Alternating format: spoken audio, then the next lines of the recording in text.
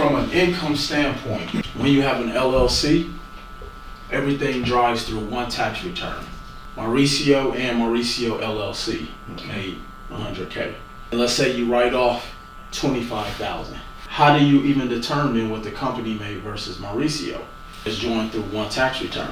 So let's say Mauricio made 80, the business made 20, you wrote off 25, and that canceled out most of the business income. So now when you're going to apply for a business credit card, what is your income for your business?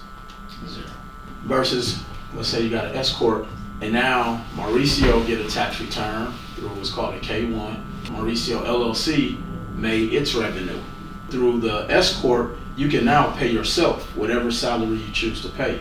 And when you pay yourself, you actually mitigate your self-employment tax. See, over here, as an LLC, you got a self-employment tax. Versus over here, when you have an S Corp, there's different write-offs you can get.